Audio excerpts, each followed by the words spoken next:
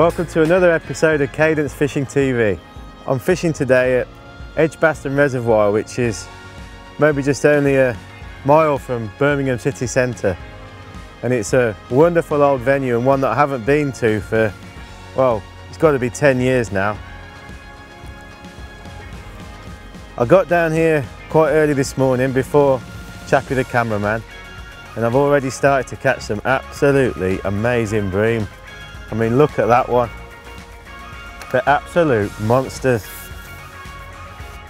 I'm going to gently hold him up for you. But I've already had bream that must be touching 7 or 8 pounds. And this is another great example. Just hold him up gently for you and get him in the keep net. What an absolute beauty. Proper slab.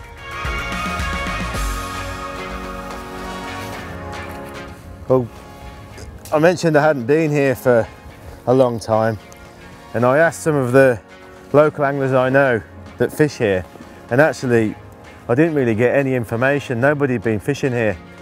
So I came down last night, just had a look around, checked out some of the pegs that I know normally are quite good. And my decision to fish here in the middle of the ballroom section was the fact that the wind was blowing really strongly over to this bank last night, and so I just sort of plumbed up with a lead on my feeder rod just to see how deep it was, and I actually decided to pre-bait. So I just selected an area around about 30 metres out, and I put around about 30 to 40 balls of brown crumb, just simple brown crumb with some molasses, 2 cans of corn and a couple of pints of old castors, and it's definitely done the trick, because we're already into the bream and we're already building up a wonderful weight. So what an amazing day already.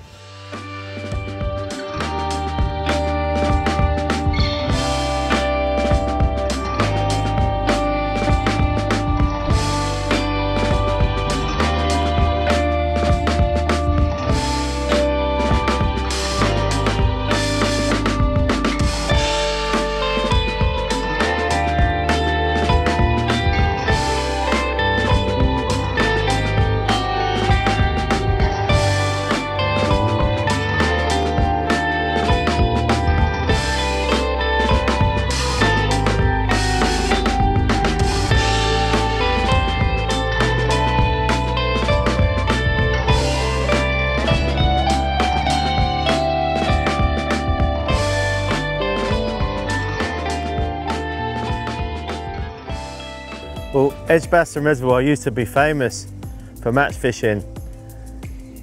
Going back to, I suppose, the early 90s, there used to be parks matches through the summer with a big final, and it also held international matches, so it was almost like a Wembley of fishing, really. But as with a lot of natural waters like Edgbaston, it kind of fell out of favour when the commercials came along.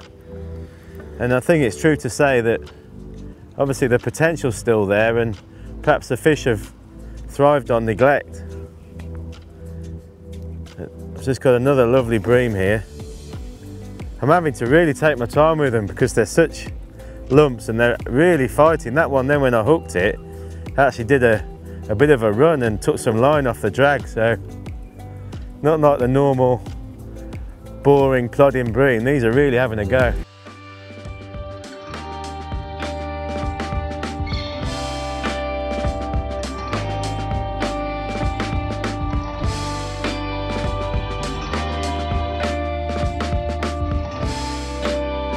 Another beautiful bronze slab.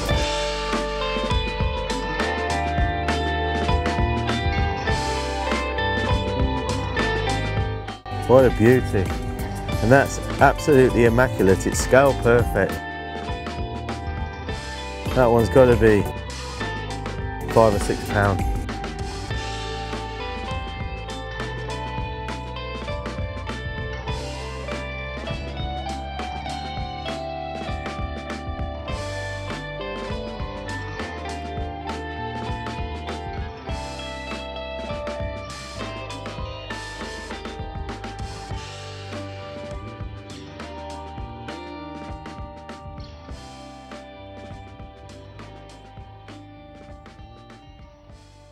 Well, this is getting ridiculous. I just had another cast and it had only been in a minute, and I'm into another bream.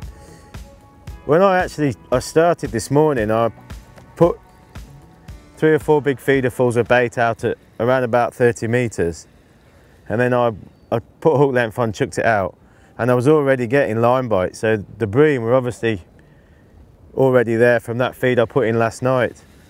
And this is actually my 10th bream now. I've had to sort of modify how I'm fishing. I started off conventionally with a paternoster rig and a tail of around about 4 or 5 foot long, and I was literally getting that many line bites. I think I was actually missing a few bites, and also felt I might run the risk of foul hooking some. So I've changed over to a completely different rig. I'm fishing a much shorter hook length, perhaps only around about a foot, and I'm fishing it on a bolt rig, and the bites are just so positive. I'm getting loads of line bites, and then when I get a proper bite, it's so obvious. Oh. I'll just try and hold this one up. He's too big to hold one-handed, that's for sure, and I don't want to damage him. Another absolute monster. Let's get him in the net.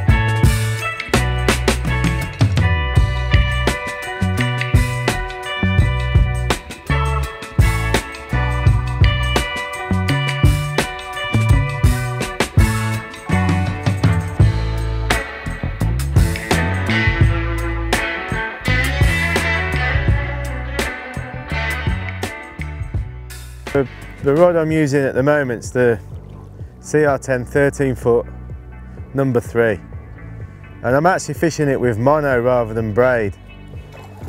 The other 2 rods I've got set up are the 12 and 13 foot number 2, and they're pretty much my go-to bream rods. But like I mentioned, I just found, because I was catching such good sized bream, I just prefer the extra sort of cushion of using mono. The bites are so positive anyway, and as I'm not fishing at long range, I can only just about get that one in the net. I took the decision to fish with mono. I'm actually using 6 pound Pro Gold, and I'm using 019 hook length, which is around about 5 pound, and that's Pro Gold as well. Not sure if that's the biggest one of the session, but it's a proper lump. I'm just going to really carefully unhook it.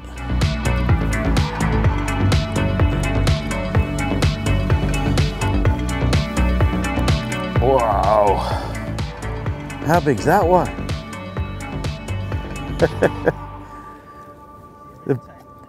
The biggest bream I've ever caught was 10 pound, and that was in Denmark. I don't think that's 10 pound, but it's got to be 8 pound. Amazing.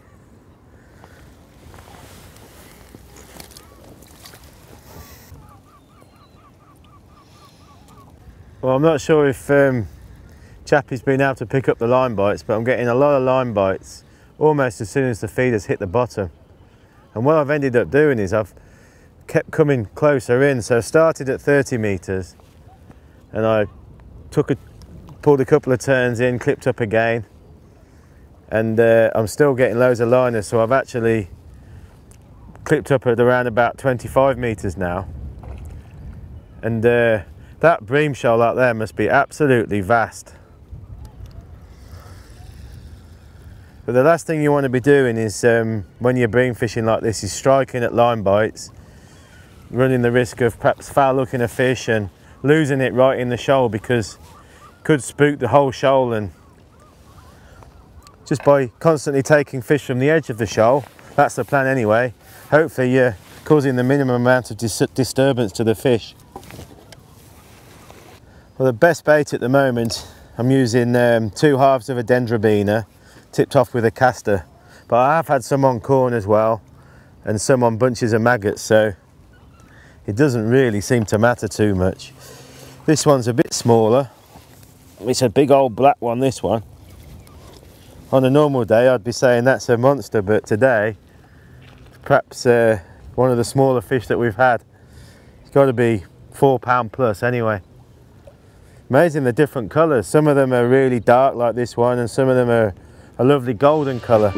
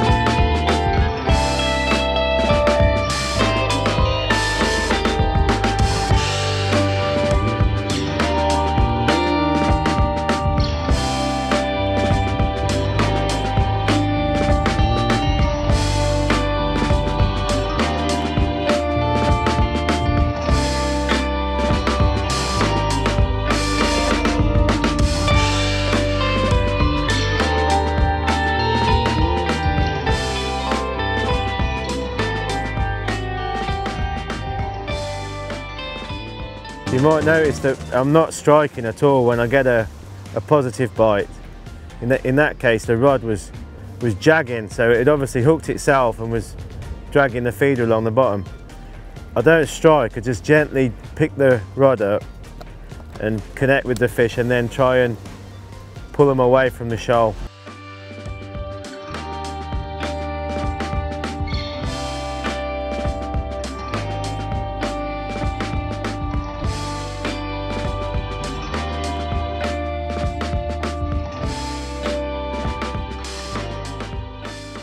Whoa, that's another big slab. I think that's number 13 now.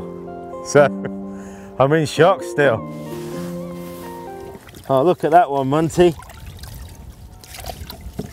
It's another beauty. That one's got to be 7 pound plus. I think we'll call that one a reservoir dog, eh, Mont? Let's get him in the net. Well, I wouldn't never do it in a match situation, but I'm going to have a little break. One of my mates has just brought me a lovely bacon sandwich from the cafe, so I think we'll have a bit of this, Mont, and then we'll have another chuck out.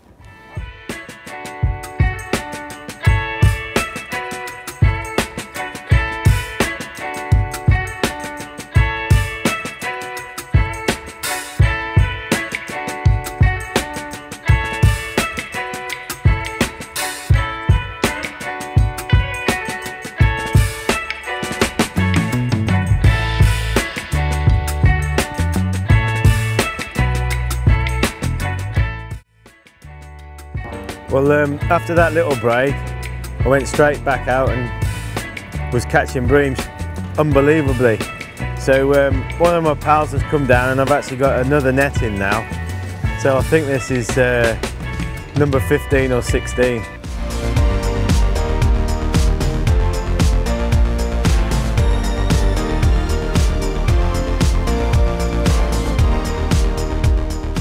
So I think that angle there just shows what a beautiful progressive action this 13-foot number 3 is. So you've still got the power for casting when you need to go long chucks, but it's absolutely beautiful when you're playing fish like this.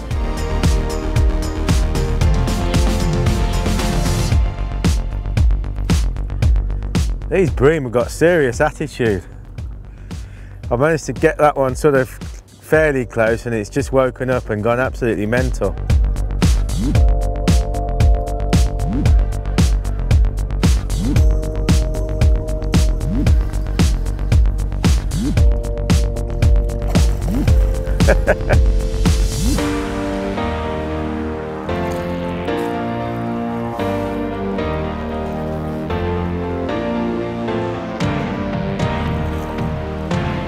Come on.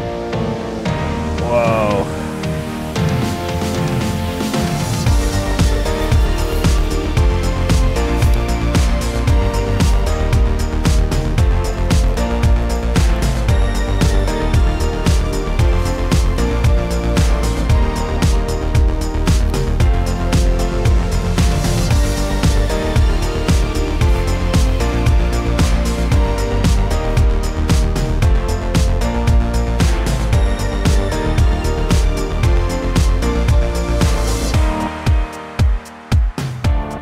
Well, I really didn't know what to expect coming back to Edgbaston. I thought I'd catch a few bream after pre-baiting, but I didn't think I was going to get anything like this. That's another absolutely beautiful bream. What an amazing fish.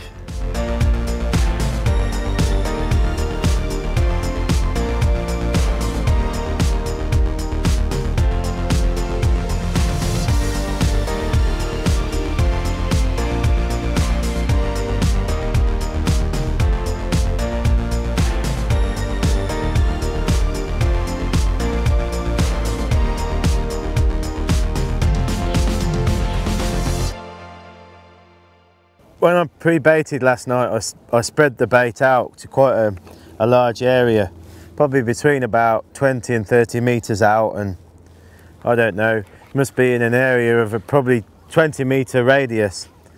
And when I started this morning, I did the normal thing of, obviously you've clipped up and I'm casting really accurately to keep dropping the feeder in the same spot. But it goes against really what I'm doing now. I'm not trying to cast too accurately because obviously there's a huge shoal of bream out there, and I'm still clipping up around about 25 metres out, but I am sort of spreading my casting around just in that general area where I pre-baited yesterday.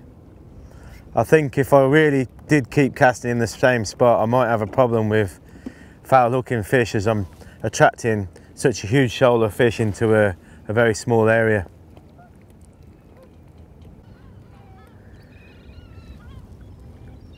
Whoa, straight back in again. That had only been in for, I don't know, 30 seconds. But this positive rig's really working well. And the fish are obviously coming to the feeder, and having a short hook length means I'm getting very positive bites.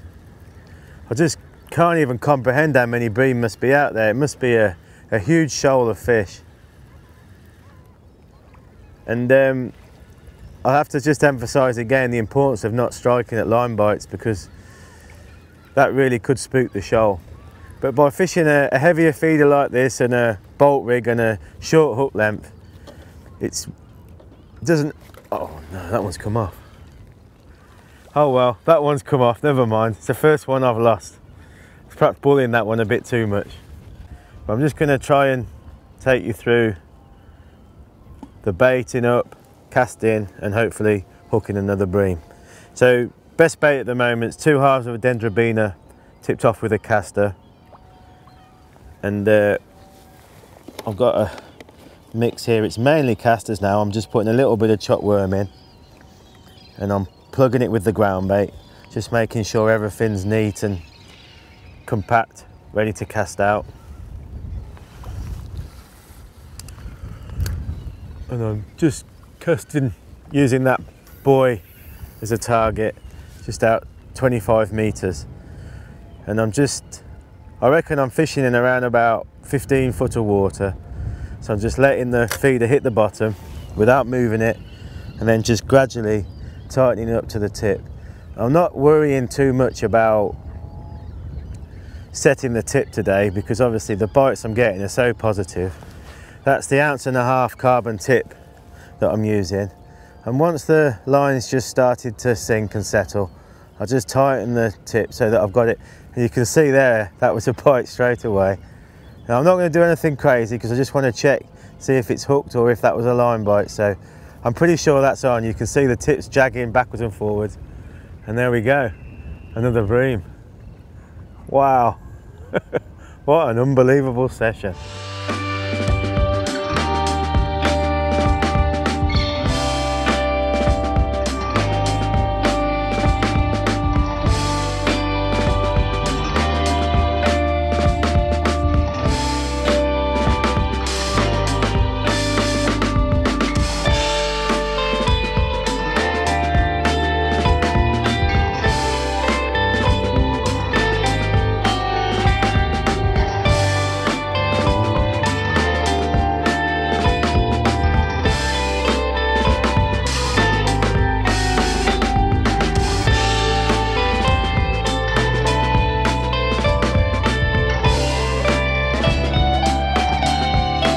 Unbelievable. Look at that, what an absolute beautiful bronze bream.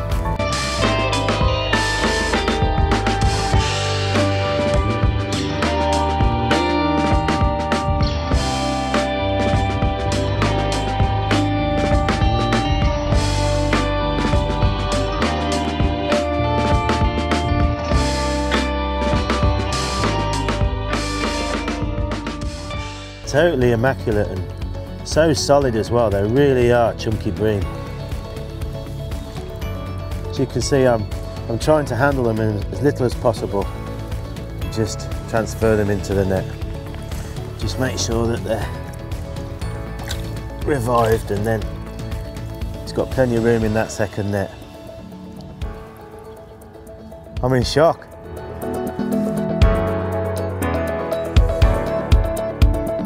So here we go, let's have another go. You can see the short hook length that I'm using there. That's 019 Pro Gold, which has a breaking strain of 4.4 pound.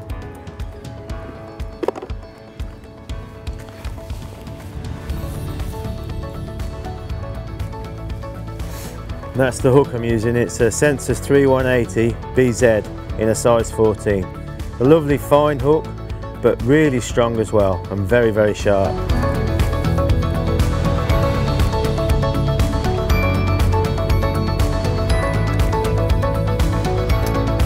We've got a lovely wind on the reservoir today, and that's got to be helping with this, with the catching. It's nice and overcast as well, so it's hard to imagine a more perfect bream day, really. So there we go, just gradually tighten up to the feeder. The reels I'm using today on all three rods is CS8 4000, and I like to make sure that I match my reels when I'm feeder fishing like this, because I do like to count the turns that I'm fishing. So if I'm swapping between one rod and another, and there we go, I'm pretty sure that's a bite. Yeah, that's definitely a bite. We got another one. I was just saying, it means that you can swap between the rods and obviously have a good idea of matching the distance by counting the turns. I know it's not totally accurate, but for the most part that's accurate enough for me.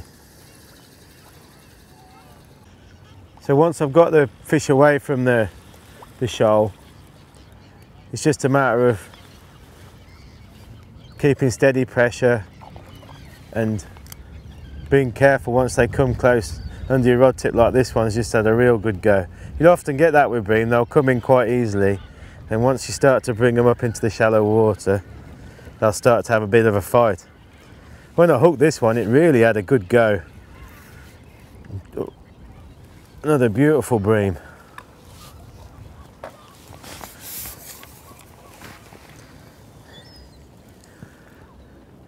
I think that's number 18. So I can't imagine what weight I've got. Absolutely wonderful. Okay, let's have a look at the bait that we're using today. Ground bait wise, I'm using a 50-50 mix of Bait Tech Pro Feeder and Bait Tech Special G ground bait. Now you'll notice that I've gone for the dark version on the Special G. When I came down last night, I was surprised to see how clear the water is here at Edgbaston nowadays. So I didn't want a light mix, I wanted a darker mix, and that's been a beautiful mix today. It's obviously very attractive to the fish, it's nice and fine, and it means you can vary the feed that you're putting through the feeder. So if I want to add particles, then I'll add more chopped worm casters, maybe some corn or even pellets.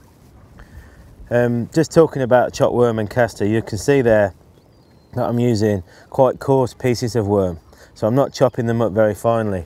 Obviously we're having an exceptional day and I want to make sure that I'm feeding a good amount of worms.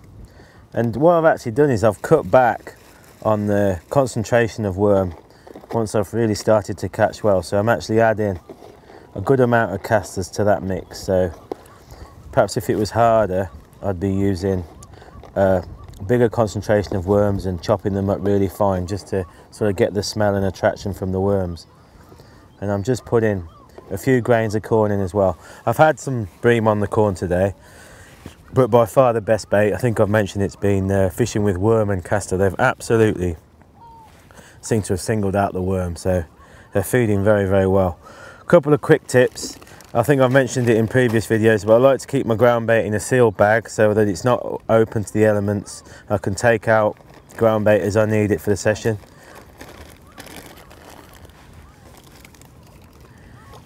So there you go, pretty simple bream tactics really, but proved to be very effective today.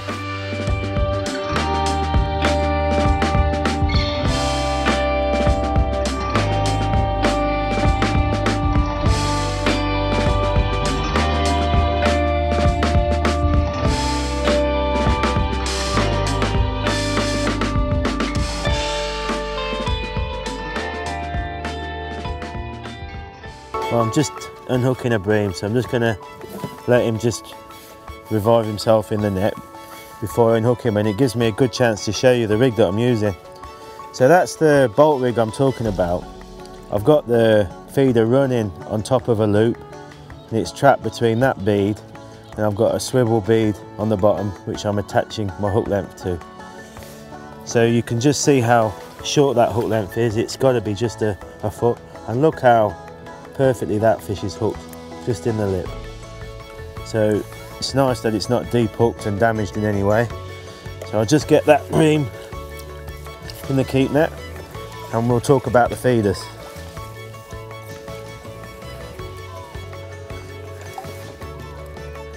Whoa, he's all right.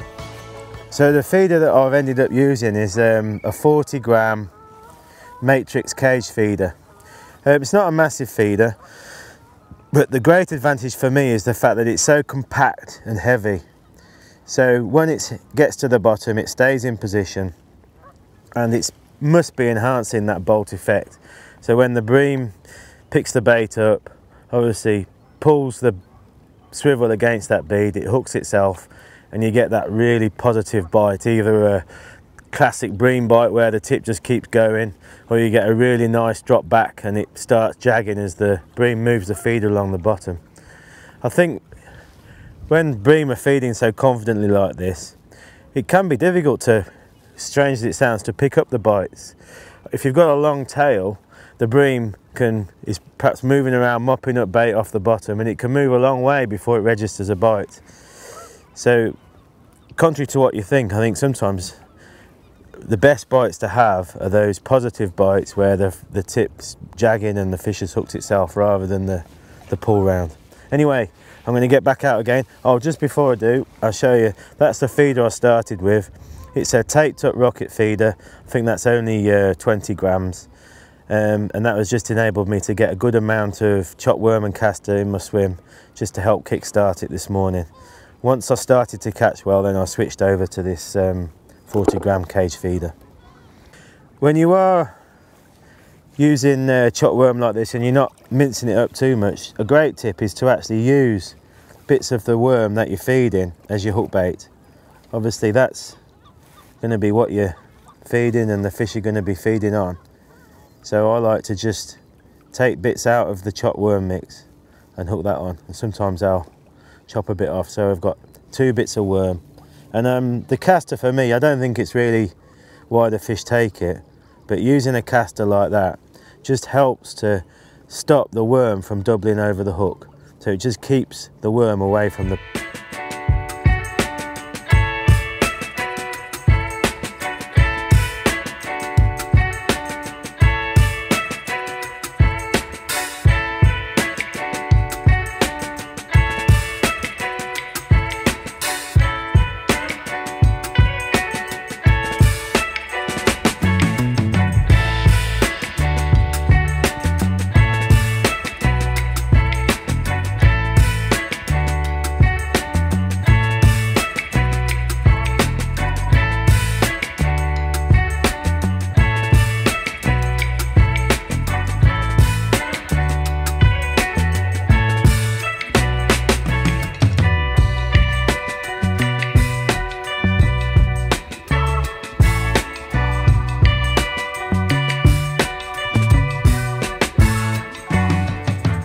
Well, this is bream number 20, and hopefully if I get it out, we're going to make this our last fish. What an unbelievable session it's been today at Edgbaston. It really has exceeded what I was expecting. Unbelievable. But I think when you're fishing a big reservoir like this, it just highlights how important it is to pre-bait. I think it would be a big ask to just turn up and fish and expect to catch such a fantastic net of bream. So it was really quite inexpensive to pre-bait last night, but it's definitely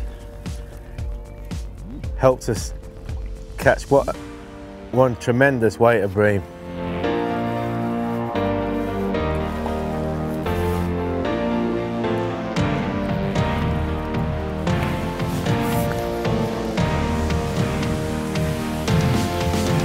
It's another absolute beautiful bream.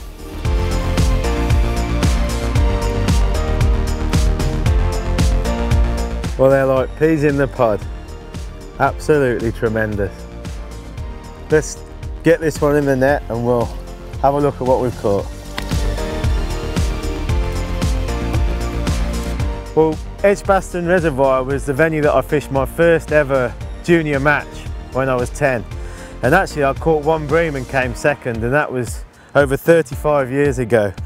And it's always been a favourite venue of mine, and one that I haven't been to for ages, but today has been absolutely stunning. I've had 20 beautiful bream ranging from 4 to 7 or 8 pounds. So I must have well over 100 pound in weight. I'm just going to put them back now nice and carefully because I don't want to lift them out and damage them. But this is my first net, and you can just see the size of those absolutely awesome bream. And the great thing is they're all going back absolutely fine. So there's one net, and I'll just put back the other net now as well. Well, there goes the second net, and what probably has made up my biggest ever bream catch in the UK. Thanks for watching.